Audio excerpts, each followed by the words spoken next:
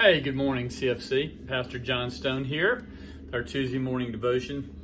And while we finished our time in the Sermon on the Mount, I will just look at the first miracle after the Sermon on the Mount.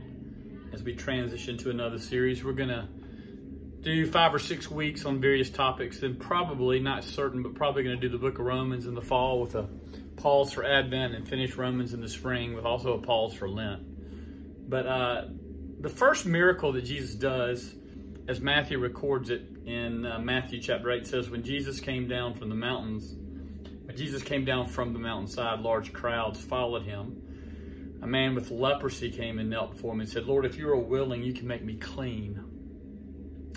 Jesus reached out his hand and touched the man and said, "I am willing." He said, "Be clean." Immediately, he was cleansed of his leprosy. Jesus said to him, "See that you don't tell anyone, but go, show yourself to the priest, and offer the gift of Moses, commanded as a testimony to them." Nothing in Jesus' life is accidental. Nothing in our life is accidental.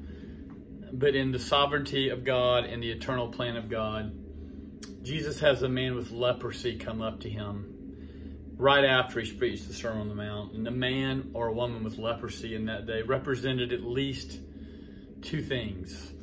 First of all, he represented someone who was most likely, and certainly we can almost assume, someone who was in poverty. When you had leprosy, you had to live outside the city. You were not allowed inside the city.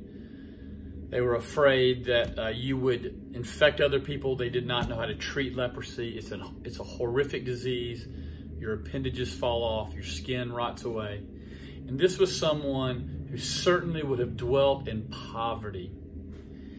And Jesus' first act in coming down off of preaching the Sermon on the Mount, off the mountainside, is to love someone in poverty. He reaches out and he takes that man's poverty away by healing him. And in some ways I say that because it was so hard for us as Westerners, as Americans, to hear Jesus' words about those in poverty. But the first thing Jesus does is he lets this man be well. The second thing we see is that the man says, "Lord, if you're willing, you can make me clean." Now, by clean, he doesn't simply mean you can heal me. That's implied in that.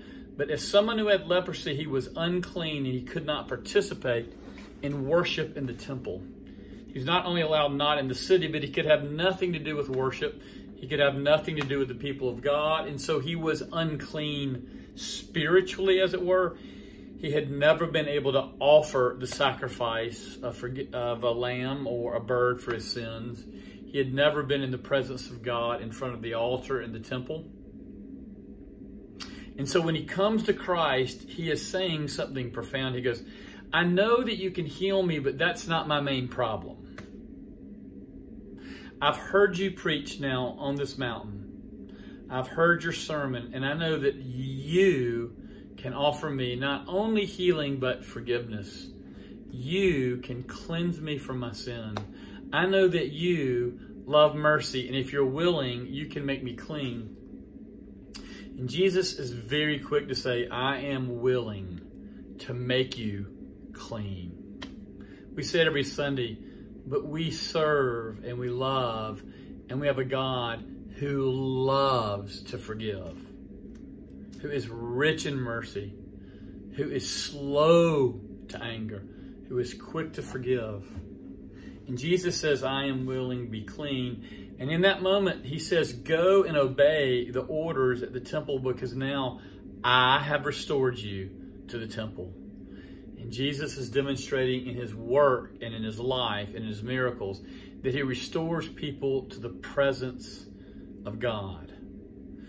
The poorest, the sickest, this guy was a social outcast. This guy was considered dangerous. This guy was excluded from the culture, excluded from the social circles. And Jesus said, "I am willing to make you clean. Come back to the people of God. Come back to the temple. Come back to the presence of God. Your Father loves you. I love you. And you can be clean." Who is it that you need to touch this week? Who is it that you need to invite back in? Who is it that you need to give freely to? It is good to be with you. I hope you have a great Tuesday, and I look forward to seeing you in the coming weeks.